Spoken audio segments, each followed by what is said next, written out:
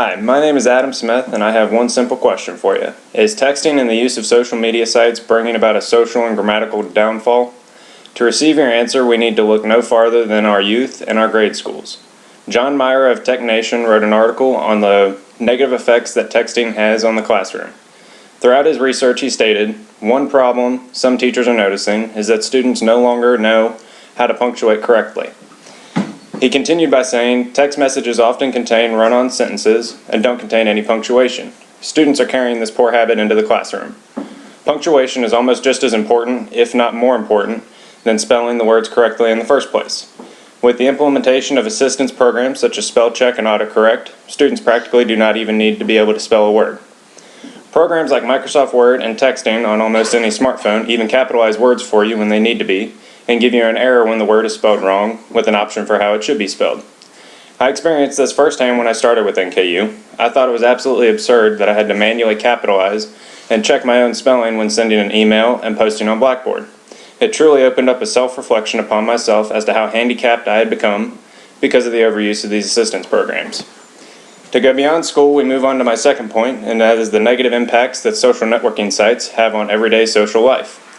The tendencies and habits acquired from social networking sites such as Facebook can potentially lead a person to having a very antisocial attitude. Have you ever been in a conversation with somebody and in the middle of your sentence they pull out their cell phone and laugh at something they see on their mobile device? Not only is this infuriating, but it is a complete sign of their lack of interest to what you're saying. Deborah Ellis of Multi-Channel Magic wrote, when social media replaces or distracts from personal interaction, it is decidedly antisocial. Meaning that any time we become disconnected with our physical reality and delve into our social networking sites, we're promoting and participating in antisocial behavior. With the use of cell phones being able to connect to our social media sites, access is quicker and easier than ever, which in turn increases the amount of time spent daily on them. Ask yourself this question. Truthfully, how much time do you spend daily checking your phone for new texts and new posts on your favorite social site? I know for me that answer is all the time. Now objectively think how much of that time we spend using cheat words, such as the letter U for the word YOU, or K for OK. The impact may not seem detrimental at first, however, habits are formed from repetition.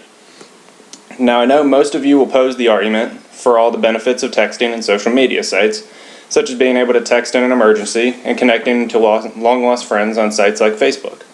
By no means am I stating that we need to stop all use of these forms of connection.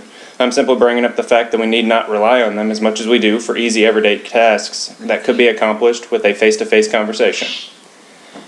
Another argument some people might have may just completely disagree with what I have to say, such as John McWhorter of Time.com.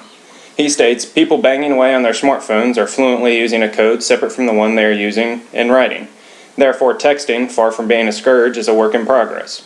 Many people agree with this statement. However, this only applies to a certain margin of students in school. There's still a large portion of students negatively impacted from the side effects, which in this case, the bad outweighs the good, because any margin of students affected by any number of things poses a grand issue in need of resolution. I would now like to take your attention away from all of the negative to focus on the positives, and that's how we can start making strides to combat all of the impact we have experienced. Many of these suggestions may prove difficult, however, because they're going to require you to change the way you may do things habitually every day. Number 1. Before you submit a paper or assignment from Microsoft Word, I would almost guarantee that you run spell check. If I'm correct, then I would challenge you to go and look it over all by yourself. You can turn it into a game of sorts, run through your assignment and try to correct everything you see before you run spell check, and then see how many things you've missed at the end when you go ahead and run the final check. If given the option to text or communicate face-to-face, go with the latter. Face-to-face conversations not only help you with your social interactions, but it will help you build a stronger relationship with those you care about. And lastly, number 3, when in a face-to-face conversation, leave your phone away in your pocket. If you get a text message or an alert from a social media site, leave it alone until you're done with your conversation, or at a breaking point with the interaction. This will help to show your interest, as well as being polite and courteous to whomever you are speaking with. And there you have it. With those simple tips, I believe we can start to make a difference and begin to combat all the negative impact we have suffered from the overuse of texting and social media sites. As I conclude, I hope that I've provided you with enough information to help you make an informed decision in regards to when it is appropriate to text and check your social media sites, as well as a few tips to ensure that we can begin to make a difference with our youth and overall everyone's social interactions. Thank you and have a wonderful day.